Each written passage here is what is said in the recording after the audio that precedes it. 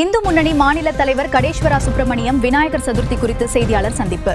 அந்த செய்தியாளர் சந்திப்பின் முக்கிய அம்சங்களை தற்போது பார்க்கலாம்.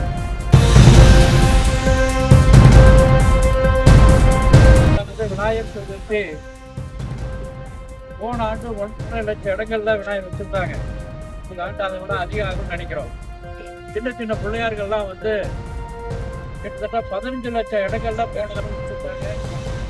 அதிகமாகறதுக்கான வாய்ப்பு அக்டோபர் 14ஆம் தேதி துவங்கி 20ஆம் தேதி வரைக்கும் தமிழ்நாடு நடக்கும்.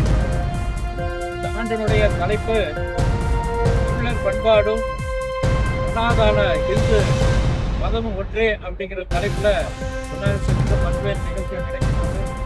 இந்த ஆண்டு கோபால்ஜியினுடைய 100வது ஆண்டு. அதனால அந்த விநாயகர் சதுர்த்தியில ஒரு நாள் கோபால்ஜியினுடைய விழா கொண்டாடுவாங்க. ஏன்னா அவர் எல்லாத்தையும் நினைத்து அரவணைச்சு அந்த விநாயகர்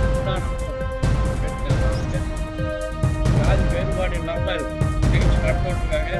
அதனுடைய அடிப்படையில் ஒரு நாள் இந்த கோபால்ஜியினுடைய விழா அது இருக்கும். நீங்க தான் கேட்கணும். ஆண்டு விநாயகர் சதுர்த்திக்கு கடுமையான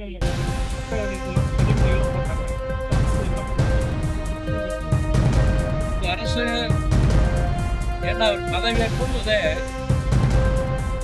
நாங்கள் எல்லா மதத்துக்கும் ஒரே மாதிரி தான் இருப்போம் அப்படின்னு சொல்லியிருக்காங்க. அதனால பெரிய இடைஞ்சல் பண்ண மாட்டாங்க அப்படிதான் நாம நினைக்கிறோம். வர்ற காலத்தை நமக்கு அது பதில் சொல்லும். இது வரைக்கும்